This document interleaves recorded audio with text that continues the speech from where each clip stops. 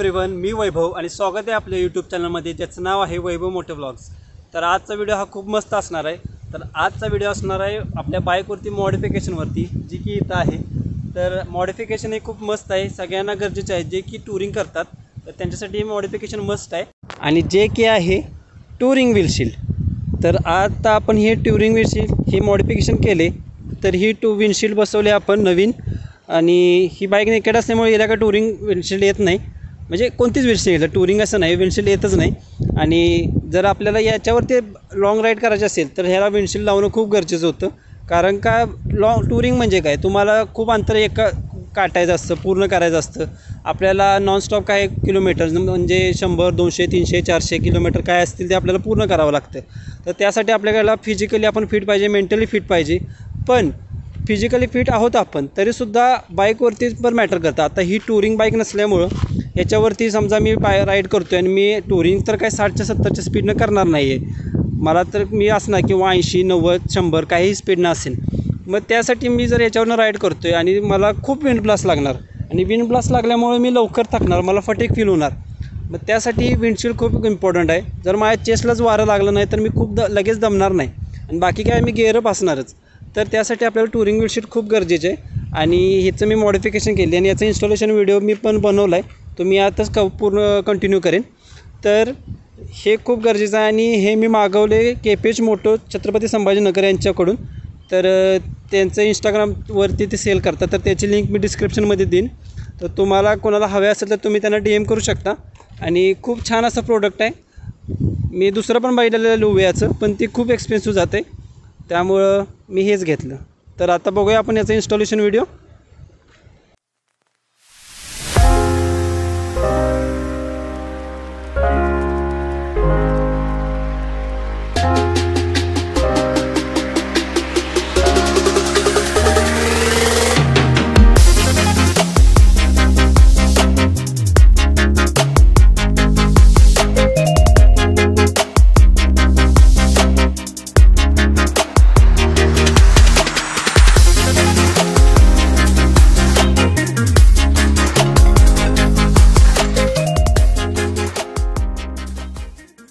तर ह्या सगळ्या गोष्टी आपल्या पॅकेजिंगसोबत भेटतात। तर हा आहे त्याचा क्लॅम्प आहे, जो की या वायझरच्या पाठीमागे लागणार। आणि नंतर हे आहे ते नंबर प्लेट होल्डर आहे। नंबर प्लेट आपल्याला इथं बसवायला लागली, त्यानंतर तुम्हाला गाडीवर जोडताना दाखवेनच। आणि हा त्याला सपोर्टिंग क्लॅम्प आहे, म्हणजे विंडशील्ड, कारण का आपली बाईक नेकेड असल्यामुळे त्याला काय कुठलीही अशी वस्तू नाही आहे। तर त्याच्यासोबत आणि हे नटबोल्ट याच्यासोबत भेटतात। आणि ही आहे विंडशील्ड प्रॉपर बघितलं तर ही विंडशील्ड आहे सुझुकी V-स्ट्रॉंगची। तर आपण आता याचं इन्स्टॉलेशन आपल्या बाईकवर, तर आता आपण इन्स्टॉलेशन करणार आहे। त्यासाठी आपल्याला पहिल्यांदा ही नंबर प्लेट काढायला लागणार। तर पहिला आपण ती नंबर प्लेट काढूया।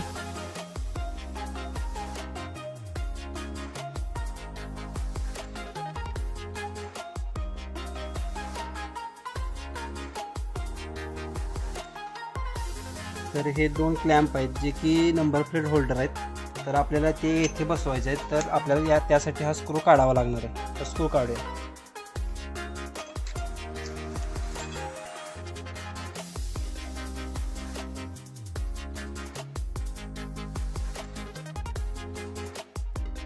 तर आता आपल्याला हे क्लॅम्प इथं बसवायचे आहेत। तर त्यासाठी आपल्याला इथं हे जे 2 मोठे बोल्ट आहेत ज्याच्यासोबत वायझर आलं ते आपल्याला घ्यायचं आहे।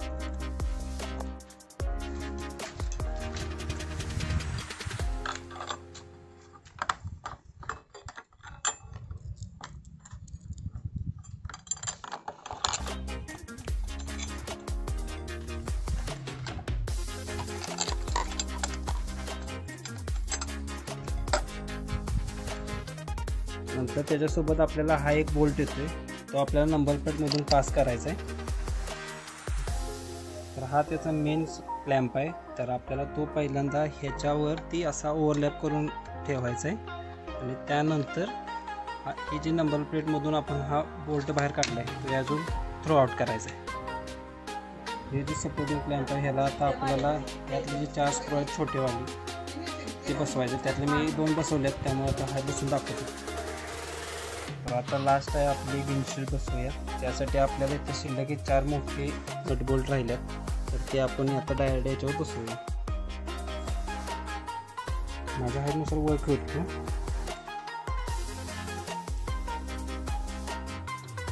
तर आता आपला फायनल नट आवडून झालेला आहे. तर असा काय हा लुक येतोय, बघू शकता तुम्ही कसं दिसते. आणि मी बाईकवरती खूप सारे मॉडिफिकेशन्स केल्यात, तर ते तुम्हाला पाहायचे असतील तर तुम्ही मला कमेंट बॉक्समध्ये सांगा आणि त्यावरती मी नक्की व्हिडिओ बनवेन. आणि अशाच नवीन नवीन व्हिडिओसाठी फॉलो करा, सबस्क्राईब करा वैभव मोटो व्लॉग्सला. आणि भेटूया पुन्हा नवीन एका व्हिडिओमध्ये. तोपर्यंत बाय बाय.